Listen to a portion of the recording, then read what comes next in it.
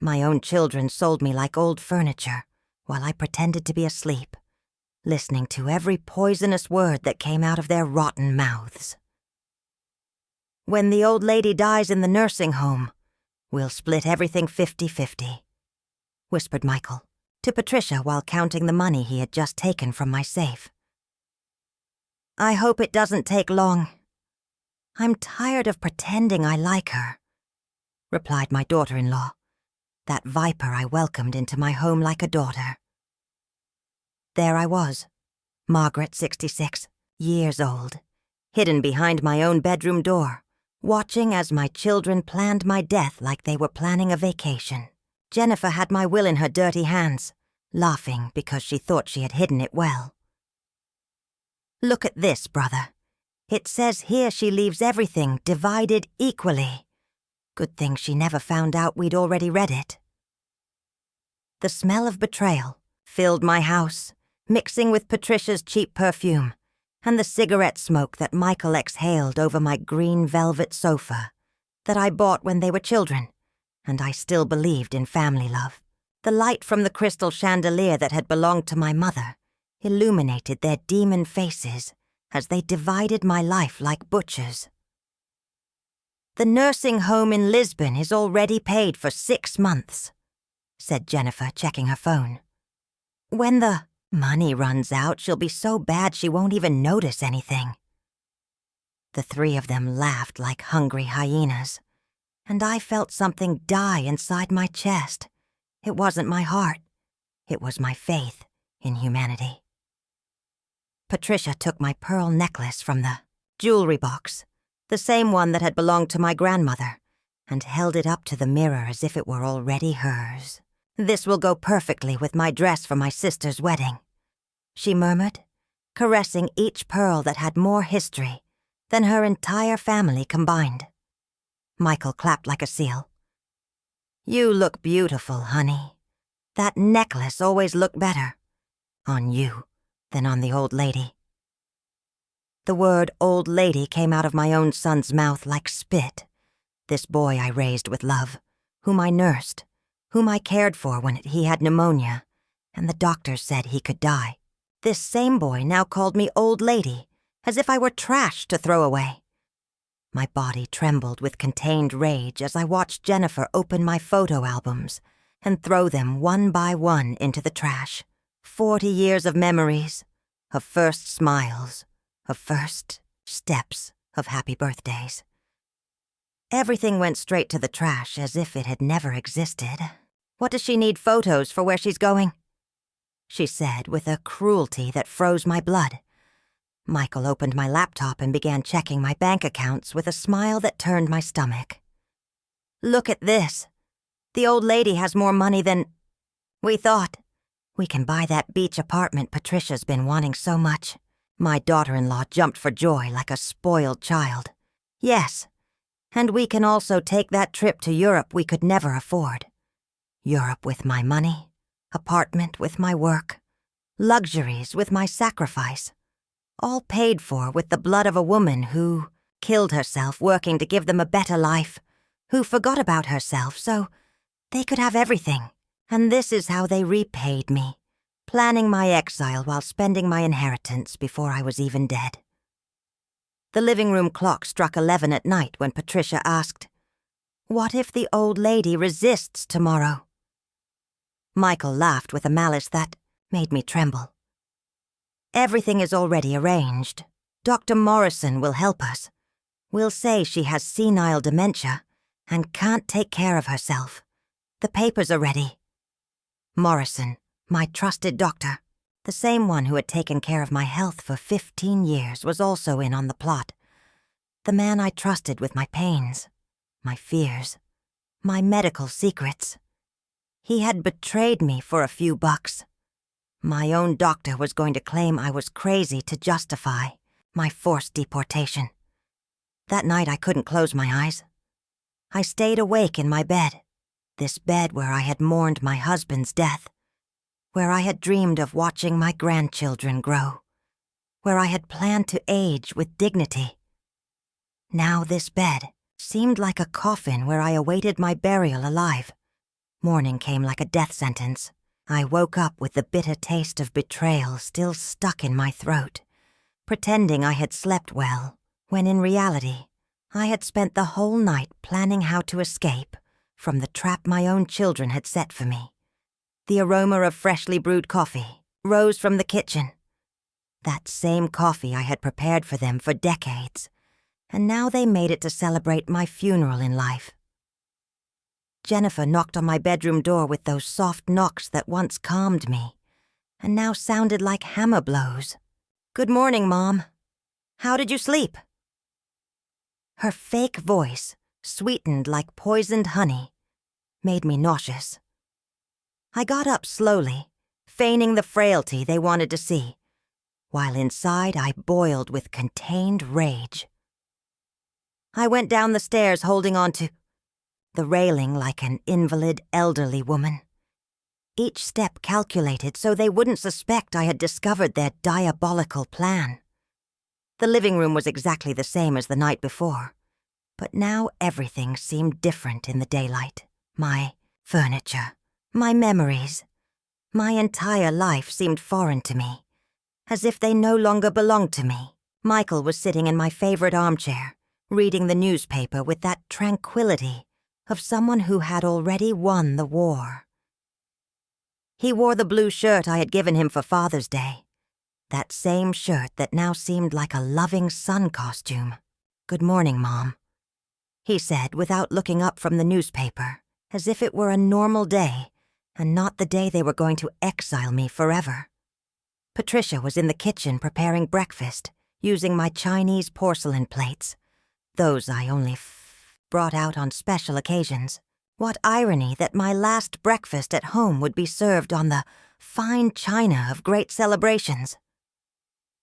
"I made your favorite toast, Mother-in-law," she said with that fake smile I now recognized as pure acting. I sat at the table where I had eaten breakfast for 30 years, where I had celebrated so many birthdays, where I had cried so many sorrows, and now would witness my last meal as a free woman. The bread tasted like cardboard. The orange juice was sour. Everything had lost its flavor since I discovered the truth about my children. "Mom, we have a surprise for you," announced Jennifer with that sing-song voice she used when she was a child and had done some mischief. She pulled a golden envelope from her purse, one of those used for elegant invitations. "We're giving you a trip to Portugal, to a beautiful place where you'll meet people your age and be super comfortable." The envelope contained the documents of my sentence, disguised as a gift: plane tickets, nursing home information, medical authorizations. Everything perfectly planned to look like an act of filial love, instead of the crime it really was. The photos of the place showed perfect gardens and bright rooms, but I knew it would be my golden prison. "I don't want to go anywhere," I said with the firmest voice I could manage. "I'm fine here in my house." Michael slammed the newspaper on the table with a dry thud that made the cups tremble. "Mom, you can't live alone anymore. Yesterday you forgot to turn off the gas valve. You could have caused an explosion." Lies. I had never forgotten anything, but that would be their excuse to the world. Patricia approached and took my hands with that false tenderness she had perfected over the years. "Margaret, my dear, it's for your own good. There you'll have nurses 24 hours, activities, homemade food, everything you need at your age. At my age, as if 66 years were synonymous with mental incapacity. Besides," added Jennifer, scrolling through her phone, "we've already talked to Dr. Morrison, and he agrees. He says you need constant medical supervision." Morrison's name came out of her mouth like another stab. My trusted doctor, the man who knew each of my illnesses, each of my concerns, had betrayed me for money. Michael stood up and began pacing around the room like a caged lion. "The plane leaves this afternoon, Mom. Everything is already arranged. There's no going back. This afternoon, I had only a few hours of freedom left before being deported like a criminal to a foreign country where I would die alone and forgotten. What if I don't want to go? I asked, knowing the answer but needing to hear it from their own lips. The three of them looked at each other with that complicity of criminals who had rehearsed every move. "It's not optional, Mom," Jennifer replied with a coldness that chilled me to the bone. "We've already signed all the papers legally. We're your guardians now." Guardians. My own children had become my owners while I slept, trusting in their love. They had used my trust, my unconditional love, my blind faith in family, to legally enslave me. It was the masterstroke of a perfect fraud. Patricia went up to my room to help me pack, but really it was to make sure I didn't take anything valuable. She searched every drawer, every corner, every hiding place where I might have kept jewelry or important documents. "You don't need so many things, Margaret," she said while separating my life into two piles. What they would let me take, and what would stay for them. My family photos went straight to the discard pile. "They'll have activities to keep you busy. There. You won't have time for nostalgia," she explained while throwing away my wedding photo, the photo of Michael's birth, the photo of Jennifer's first day of school. 40 years of family history eliminated like computer spam. The smell of my house was disappearing, replaced by Patricia's aggressive perfume and the disinfectant they had used to clean every trace of my presence. It was as if they were erasing me from the map before I even left, preparing the stage for a life without Margaret. The most humiliating moment came when the doorbell rang and Dr. Morrison appeared with his black bag and that smile that once calmed me. "Dear Margaret, how are you?" he asked, with that honeyed voice I now recognized as pure falseness. He came to examine me to sign the papers that would certify my supposed dementia, the document that would legalize my kidnapping. "Sit here, Margaret," he said, pointing to the sofa where I had received my visitors so many times. Now I was the unwelcome visitor in my own living room. Morrison opened his bag with the tranquility of someone who had done this 1,000 times, taking out medical instruments that gleamed under the light like butcher's knives. Michael sat beside me, holding my arm with that fake tenderness that disgusted me. "Calm down, Mom. The doctor just wants to check if you're well for the trip." The trip. What a beautiful word to disguise forced exile. Patricia was recording, everything with her phone, creating evidence of their concern for my well-being. "Margaret, do you remember what you had for breakfast today?" Morrison asked while writing down my answers in a notebook. Each question was a trap, each answer another, rope in the gallows that would legally hang me. "Do you know what day it is today? Do you remember the president's name?" Questions designed to confuse me, to make me doubt my own sanity. Jennifer approached with fake tears running down her cheeks. "Doctor, yesterday she forgot to turn off the stove. We're very worried. We don't know what else might happen." Lie after lie, building an alternative reality where I was a senile old woman who needed to be institutionalized for her own good. "Besides," added Patricia with an award-worthy performance, "last night we found her walking around the house in her pajamas saying there were thieves. We think she's having hallucinations." Hallucinations! What irony. The only thieves in this house were the three of them, stealing my dignity in broad daylight. Morrison nodded with that false wisdom of someone who had already made the decision before doing the examination. "It's normal at this age, Margaret. The brain deteriorates and needs constant supervision." My brain was perfectly fine enough to discover their plan and plot my revenge. "But, Doctor," I said with the most trembling voice I could fake, I feel fine here in my house. I don't want to go anywhere." My words bounced off the walls like screams in the void. No one listened to me. No one believed me. No one defended me. It was like being on trial where all the judges had already decided my guilt. Michael showed Morrison a stack of papers he had taken from the folder. Powers of attorney, medical authorizations, documents that transformed me into a legal incompetent. "We have everything ready, Doctor. We just need your signature to make it official." The signature that would bury me alive, that would transform me into a ghost of my own existence. "Margaret, this is for your own good," said Morrison while signing each document with that golden pen that shone like blood-stained gold. "In Portugal, you'll be better cared for. You'll have company, activities, everything a person your age needs." Person my age, as if 66 years were a terminal illness. Patricia helped me put on my coat, that black coat I had bought for my husband's funeral and would now wear for my own social burial. "You look beautiful, Margaret," she lied while buttoning the buttons as if I were a small child.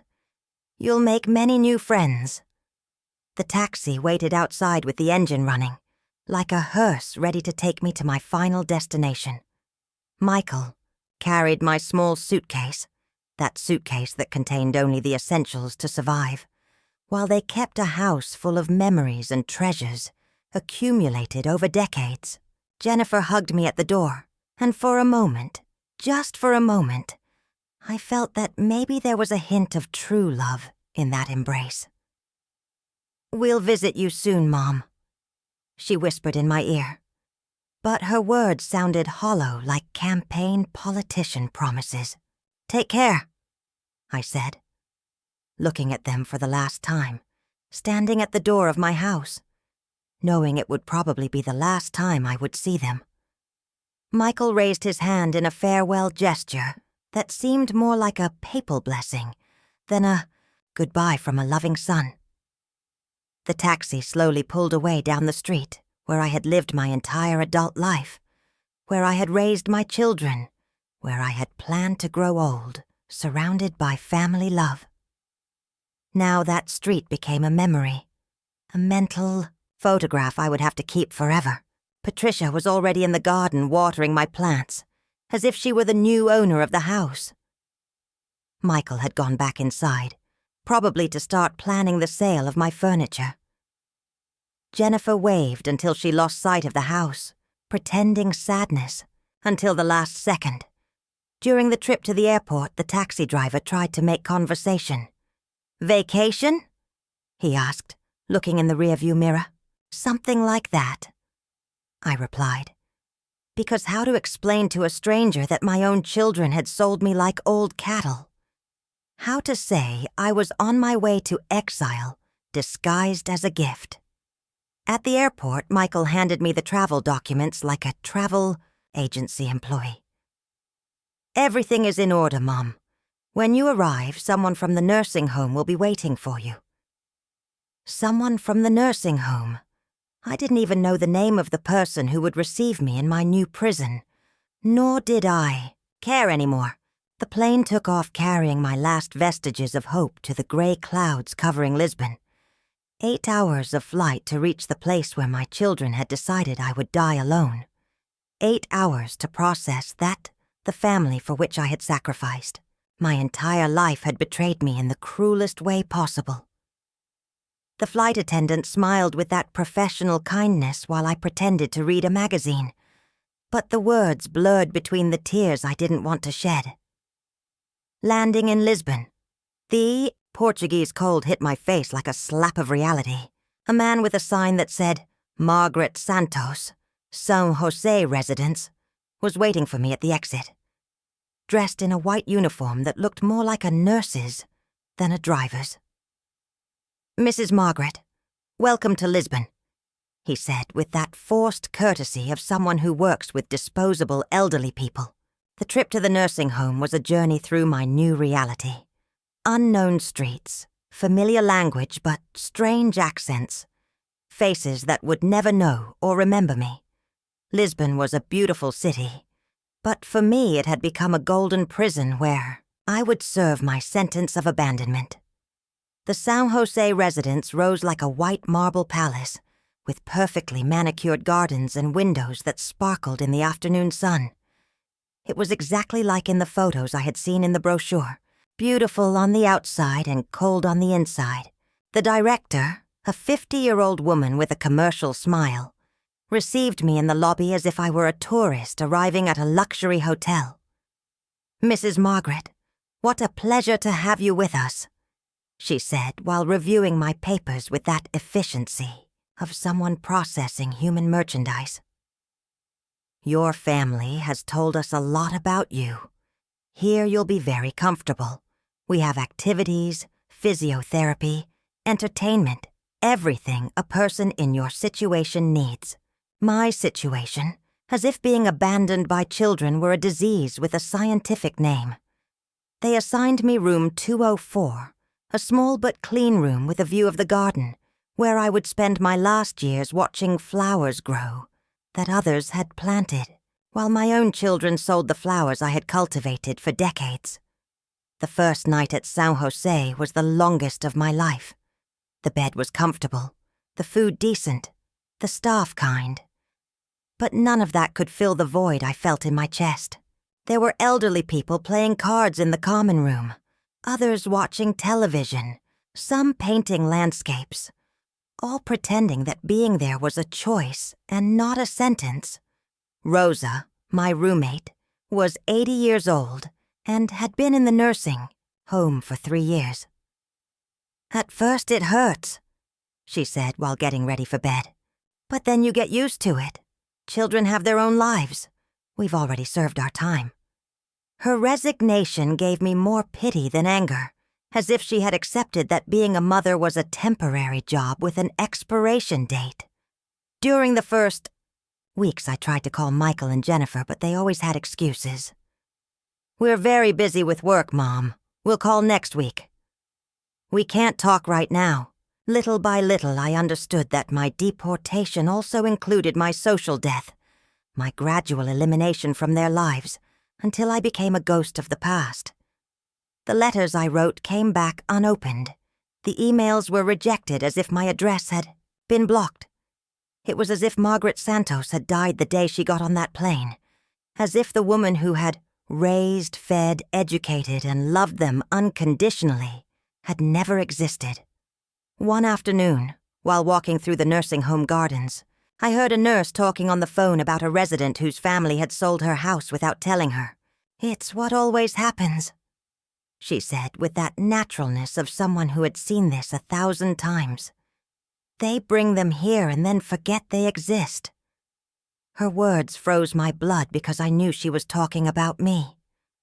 That night I decided to do something I should have done from the first day: call my lawyer in Brazil. Dr. Helena Ferreira had been my legal advisor for 15 years, a woman of integrity who knew all my assets, all my investments, all my important documents. If anyone could help me, it was her. "Margaret, where are you?" was the first thing she asked when she heard my voice. "Your children came to my office saying you had died of a heart attack in Portugal. They even brought a falsified death certificate." The world collapsed on me. My own children had legally killed me to speed up the inheritance. "Helena, I'm alive and I need your help," I said with a choked voice. I told her everything. The deception, the nursing home, the false documents, the sale of my house, the entire diabolical plan they had executed with military precision. Every word that came out of my mouth sounded like a horror movie, but it was my reality. "Margaret, this is extremely serious. If they presented a false death certificate, they committed document fraud. But I need you to return to Brazil so we can act legally." Return. That word sounded impossible from my Portuguese prison, but Helena was right. I couldn't fight from a distance. "How can I leave here if I'm legally incompetent?" I asked, feeling despair suffocate me. "Leave that to me," she replied with that determination I had always admired in her. "I'll send a legal representative to Lisbon. This won't stay like this." During the following days, I pretended to be adapting to the nursing home while inside, I planned my escape. I smiled at group activities, participated in therapies, ate in the common dining room, all while my mind worked at full speed, planning my revenge. Helena's representative arrived the following week, a Portuguese lawyer named Dr. Ricardo Mendes, who reviewed all my documents and confirmed what we already knew.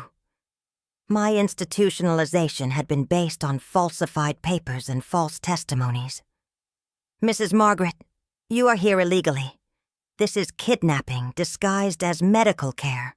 Ricardo Mendes worked like a private detective for 2 weeks, gathering evidence of the fraud my children had mounted with the precision of professional criminals. Every day I spent in the nursing home, I pretended to be the resigned old woman they expected, but inside I boiled with anger and planned every move of my counterattack. "Margaret, this is worse than we thought," Ricardo said during one of our secret meetings in the nursing home garden. "Your children not only falsified your death, but have already sold your house, emptied your bank accounts, and are living like millionaires with your money." Each word was another stab in my already shattered heart. Helena called me every night to coordinate the rescue operation. "We need you to return without them noticing. If they discover you're alive before time, they'll hide the evidence, and it will be impossible to recover your assets." It was a race against time where every second counted. My plan began to take shape when I discovered that the nursing home had a computer for residents' use. During the nights when everyone slept, I went down silently to check my online bank accounts. What I saw confirmed my worst suspicions. My lifetime savings had disappeared, transferred to accounts I didn't recognize.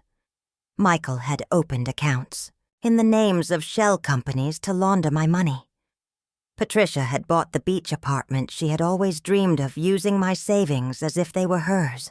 Jennifer had paid for her children's private university with the money I had saved for my own medical expenses. It was a systemic betrayal, planned down to the last detail. But my most devastating discovery came when I found Patricia's social media. She had posted photos of my house completely renovated, with new furniture bought with my money. In one photo, she appeared toasting with champagne in the garden, celebrating the new stage of their lives. Friends' comments congratulated her for getting rid of her toxic mother-in-law. Jennifer had been even crueler in her posts.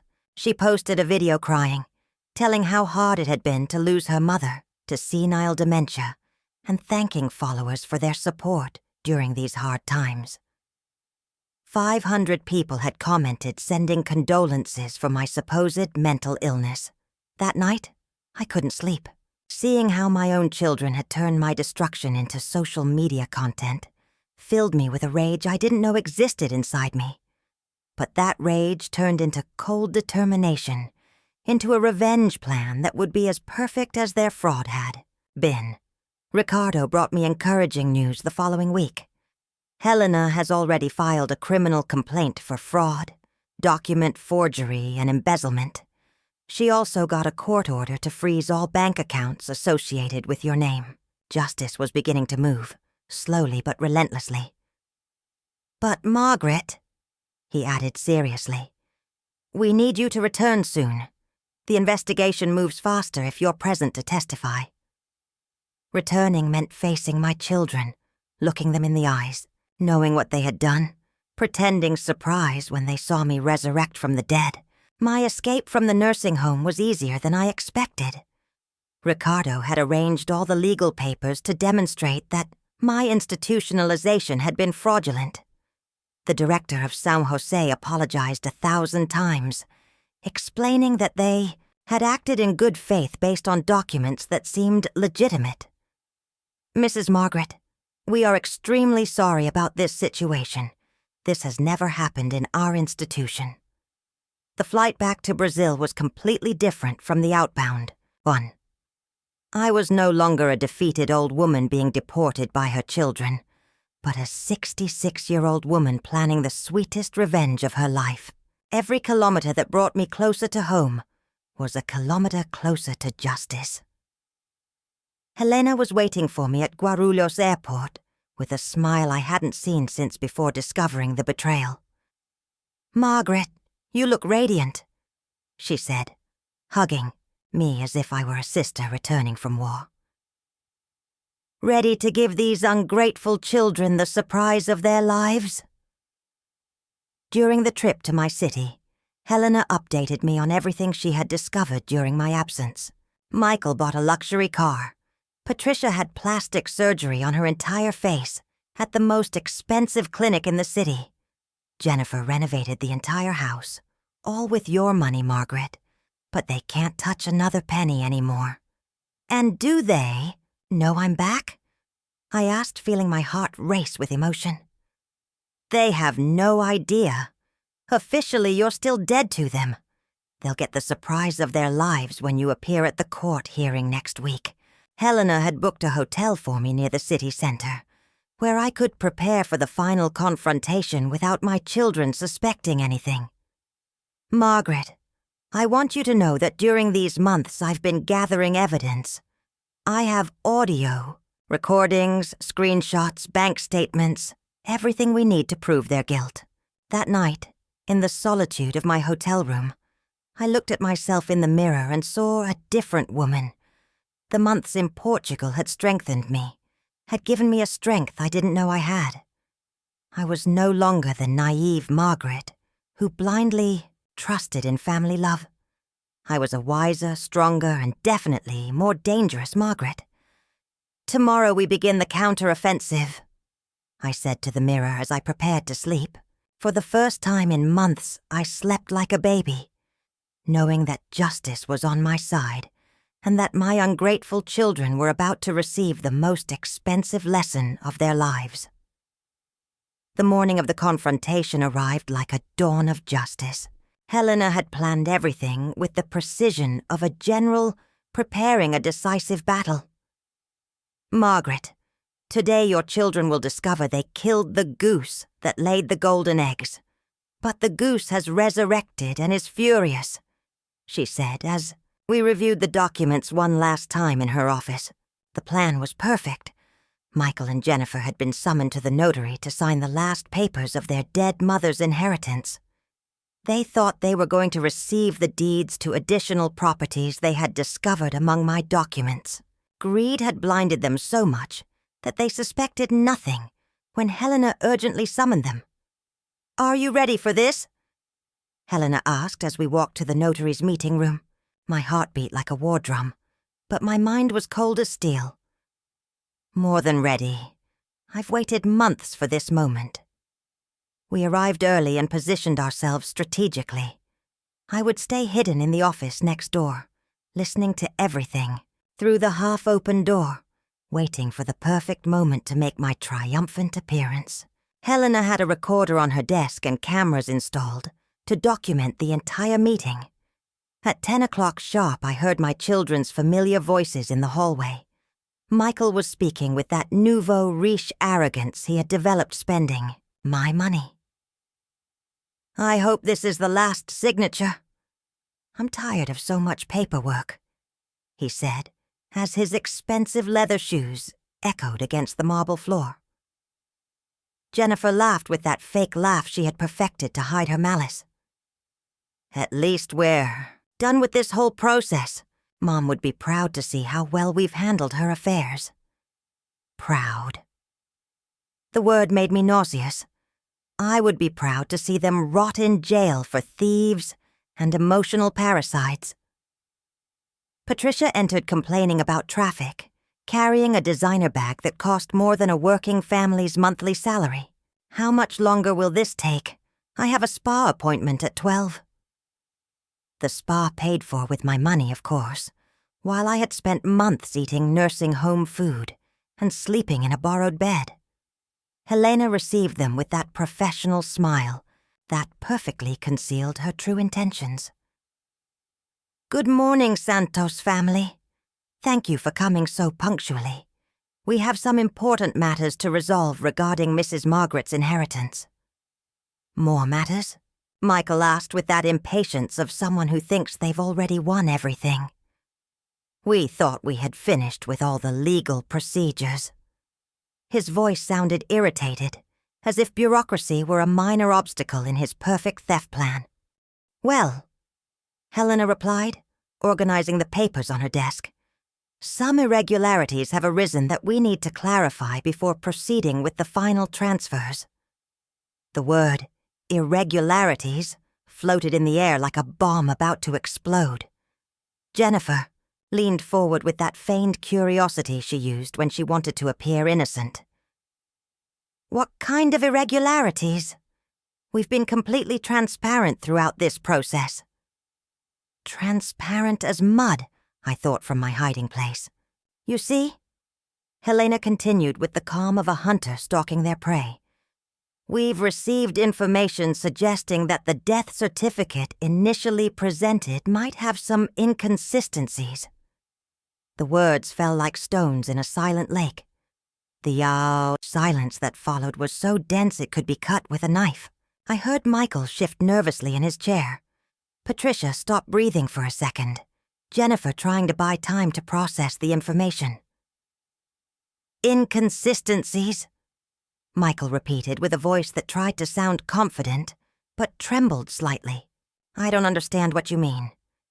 "The certificate was issued by the hospital in Lisbon, where Mom died." Every lie that came out of his mouth was another confession of his guilt. Helena opened a thick folder full of documents she had prepared for weeks. Indeed, the hospital in Lisbon issued a certificate, but it turns out that the person who died in that hospital was named Maria Santos Gonzalez, not Maria Santos Ferreira like your mother. The sound of papers falling to the floor told me someone had lost control of their documents. Probably Jennifer, who had always been the more nervous of the two siblings when it came to maintaining elaborate lies. "It must be an administrative error," Patricia stammered with that high-pitched voice she used when she was scared. "Hospitals make mistakes all the time, especially with foreign patients." Every word she said sank them deeper into their own legal grave. "How curious you mention that." Helena replied with a smile I couldn't see but could feel in her voice. "Because we also contacted the San Jose residence in Lisbon directly, where your mother was supposedly institutionalized." Silence filled the room again, but this time it was different.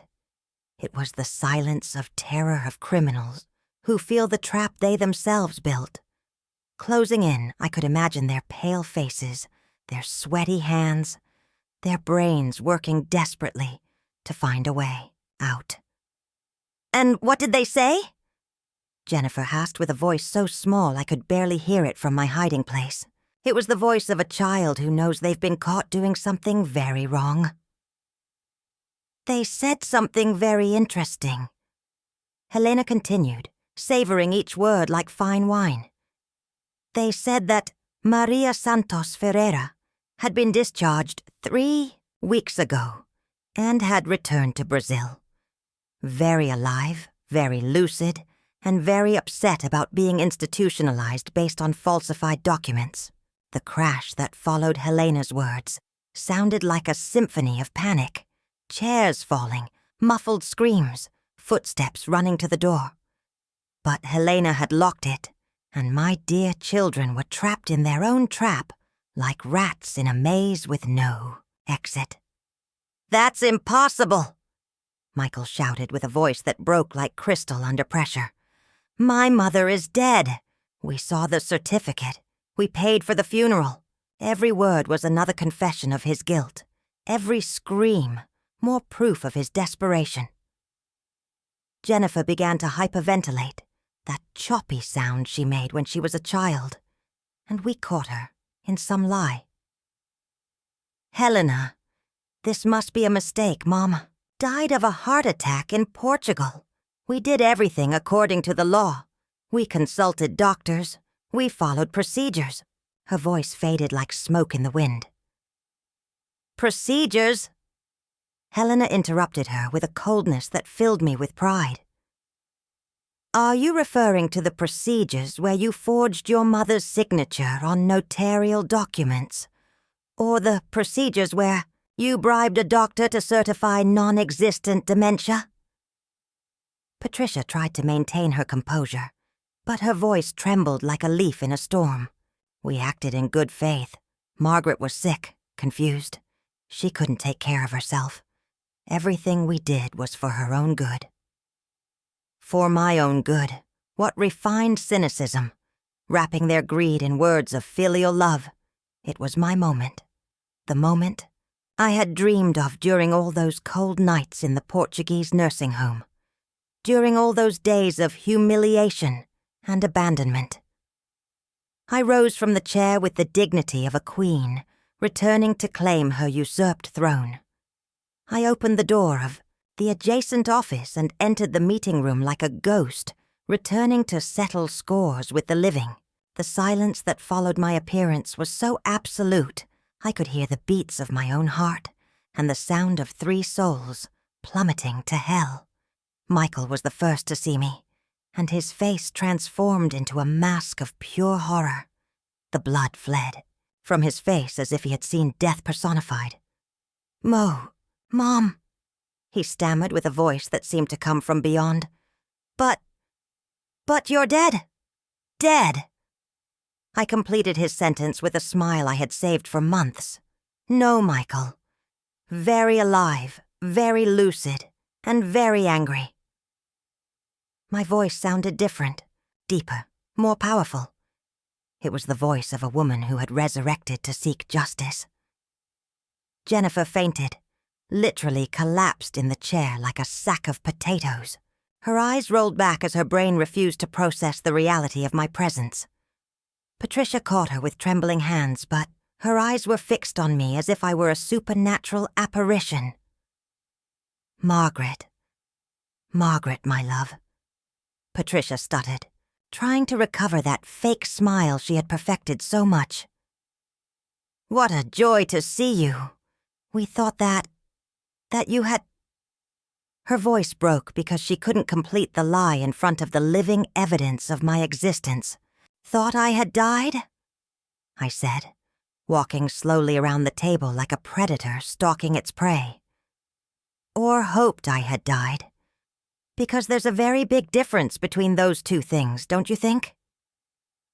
Michael tried to stand up, but his legs wouldn't support him. "Mom, we can explain everything. There was a misunderstanding, a confusion with the papers." His voice sounded like that of a small child asking for forgiveness after breaking something valuable. "A misunderstanding?" I repeated with a laugh that came from my soul. But it wasn't a laugh of joy, but of pure justice. Calling Dr. Morrison to certify my dementia was a misunderstanding. Emptying my bank accounts was a misunderstanding. Selling my house was a misunderstanding. Helena opened another folder and began spreading photographs on the table. They were screenshots from my children's social media, photos of their luxury purchases, videos of their celebrations, irrefutable evidence of how they had celebrated my supposed death while spending my money. "Look at this," said Helena, pointing to a photo of Patricia toasting with champagne. "Here's Patricia celebrating her new life on the same day you put me in Portugal. Was that also a misunderstanding?" Jennifer had regained consciousness but seemed to be in shock. Her eyes moved from my face to the photographs, as if trying to process 2 incompatible realities. "Mom, we thought it was best for you.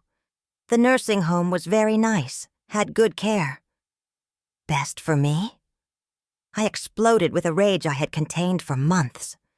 Best for me was to die alone and abandoned in a foreign country, while you spent my, life savings? Best for me was for you to falsify my death to speed up the inheritance? Michael tried one last desperate play. Mom, everything can be resolved. We can return everything. The house, the money, everything. It was a mistake, a moment of confusion. His voice broke with each word, like a house of cards falling piece by piece. Return? I laughed with a bitterness that came from the depths of my heart. Will you return the months of humiliation? Will you return the nights I cried, thinking my own children had forgotten me forever? Will you return the trust I had in family? Helena approached my children with a final folder, the thickest of all. This is the criminal complaint we filed. Against you? Document fraud, embezzlement, forgery of public documents, and kidnapping. Each of these crimes has a minimum sentence of 5 years in prison. The sound that came from Michael's throat was like the moan of a wounded animal. Patricia began to cry, but they weren't tears of repentance, but of self-pity. Tears for her ruined future, not for the damage they had caused me.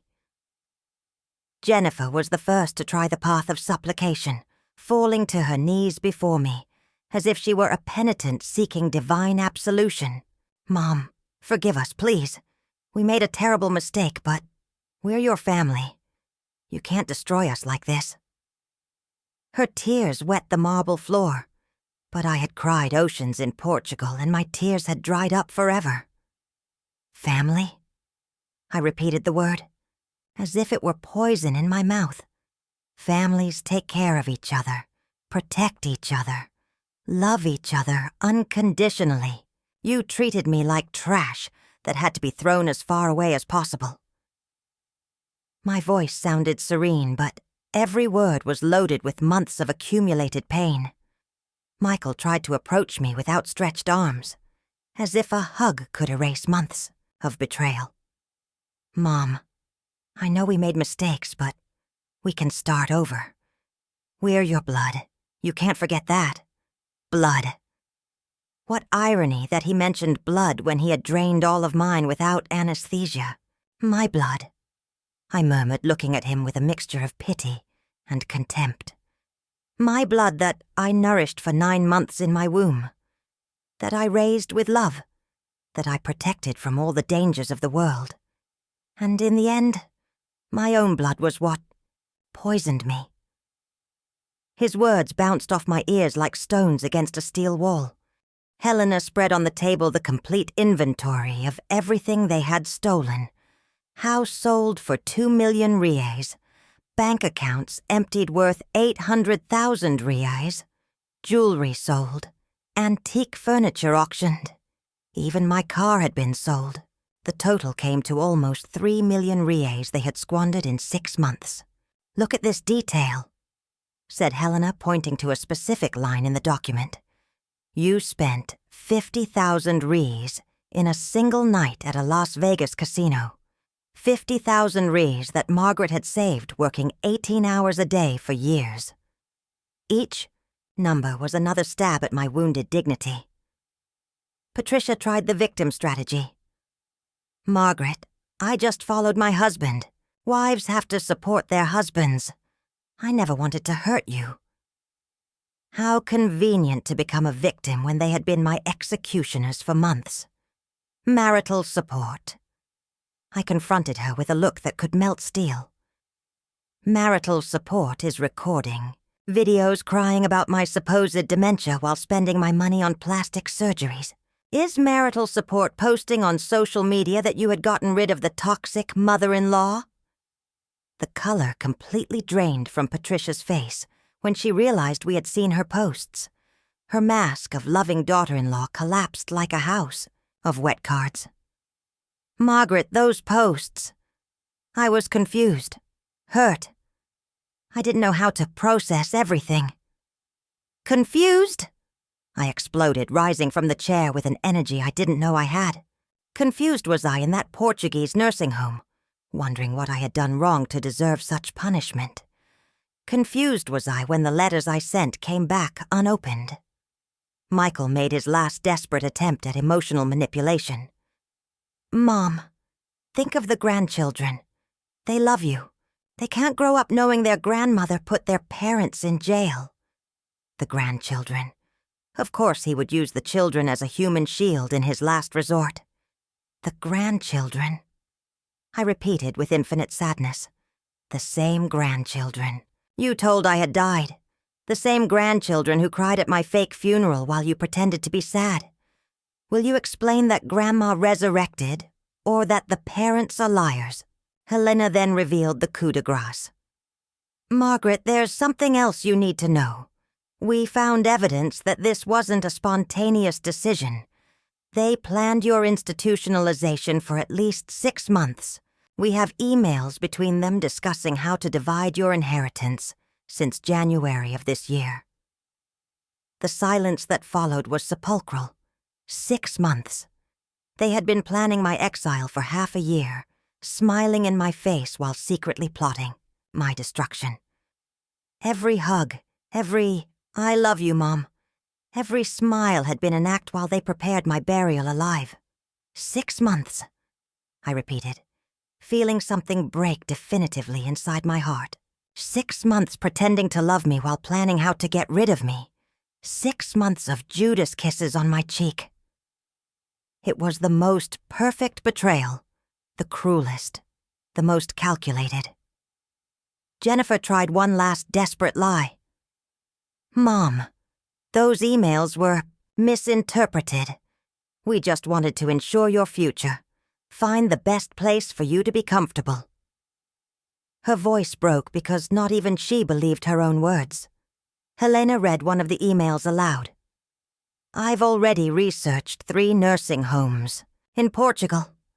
The one in Lisbon is perfect because she doesn't speak Portuguese and will be completely isolated. I calculate that in 2 years, maximum, we'll be free." The email was signed by Michael and sent to Jennifer with a copy to Patricia. 2 years maximum. I repeated the words as if they were a death sentence. "You calculated that in 2 years I would be dead from sadness and abandonment. What mathematical precision to measure your own mother's agony time." My voice sounded hollow, as if it came from a grave. "Margaret," said Helena, taking my arm with the tenderness my own children had denied me. "Do you want to proceed with the criminal charges, or would you prefer we resolve this civilly?" It was my moment to decide between legal justice and personal revenge. I looked at my 3 executioners trembling before me, hoping my maternal love would be stronger than my thirst for justice.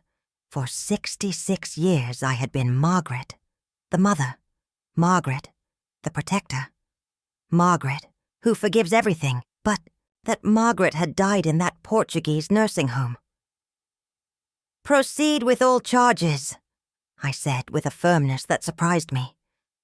"I want them to pay for everything they did to me. Every tear, every sleepless night, every moment of humiliation. It was my complete resurrection, my transformation from victim to avenger. 6 months after that day in the notary's office, I wake up every morning in my new house, facing the sea. A house I bought with the money I recovered from my traitorous children. The sound of waves breaking on the rocks is the only music I need. To accompany my breakfast, served in porcelain cups I chose myself, without the pressure of pleasing anyone but myself. Justice moved slowly but relentlessly. Michael was sentenced to 8 years in prison for aggravated fraud and document forgery. Patricia received 6 years as an accomplice, and her beach apartment was confiscated to pay reparations. Jennifer, being considered less guilty, received 5 years of probation and community service in a nursing home. What poetic irony that she now has to care for abandoned elderly people every day. I recovered every penny of my stolen money, plus interest and penalties the judge deemed fair. 3.5 million reais returned to my accounts. But more important than the money was recovering my dignity. Helena became not only my lawyer but my closest friend, the sister I never had but whom fate gave me in my golden years. My new will is a work of legal art. All my assets will be divided among 5 charitable organizations that help elderly people abandoned by their families. My children will receive exactly 1 real each so they can buy gum and remember the bitter taste of betrayal, as I wrote in a special clause that Helena drafted with a malicious smile. The letters of supplication arrived for months, first from prison, then through lawyers, then through mutual friends who tried to be mediators. They all ended up in the same fireplace where I burn wood every night, while I read books I never had time to appreciate when I was a dedicated mother. The fire consumes their words as they consumed my love. The grandchildren were the hardest to process. Their other grandparents gradually explained the truth, and now they understand that Grandma Margaret is not dead, but also not available to those who betrayed her. It's a hard lesson, but necessary about the consequences of family actions. I hope one day they'll understand that I protected their ethical future more than their emotional comfort. My daily routine is simple and perfect. I wake up with the sun, water the plants in my garden that grow free without the pressure of impressing false visitors. I read for hours in my hammock under the shade of a tree I planted the day I moved in. In the afternoon, I paint watercolors of the seascape, something I always wanted to do but never had time because I was busy being the perfect mother to imperfect children. The neighbors know me as Mrs. Margaret, the mysterious lady who came from the city with a story no one knows. Completely, but everyone respects. I greet cordially, help when they need it, but maintain my privacy as a treasure I learned to value after decades of family invasion. Morrison, my traitorous doctor, lost his medical license and faces criminal charges for falsifying medical documents. His office closed, his patients abandoned him, and now he works as a medical insurance salesman. Life has its own way of doing justice beyond the courts. At night, when the sun sets painting the sky orange and pink, I sit on my porch with a glass of red wine and reflect on the woman I was and the woman I've become.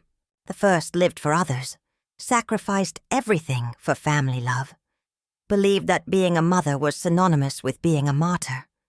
The second lives for herself, loves without sacrificing herself, and understands that respect is earned with clear boundaries. I don't feel resentment. Resentment is a poison we take hoping others will die, and I chose to live fully instead of dying slowly from bitterness. I feel justice. I feel peace. I feel freedom. My children taught me the most valuable lesson of my life, that unconditional love only works when it's reciprocal. Sometimes they ask me if I miss them. The answer is complex. I miss the children they were, not the adults they became. I miss the illusions I had about them, not the reality of what they proved to be. It's like missing a book that ended up having a terrible ending. You miss the hope, not the disappointment. My new will includes a letter that will be read after my natural death. In it, I explain that I chose to die surrounded by dignity, instead of living surrounded by hypocrisy. That I preferred honest solitude to false company. That I learned that sometimes the purest love is the one that withdraws when it's no longer valued. This morning, as I write these reflections in my diary, the mailman arrives with a registered letter. It's from Michael, from prison. Another plea for forgiveness. Without opening it, I walk to the fireplace where the morning fire burns. The letter is consumed in seconds, transforming into ashes that rise up the chimney toward the blue sky. I sit in my favorite armchair, the one I chose for comfort and not to impress visitors, and open my poetry book to the marked page.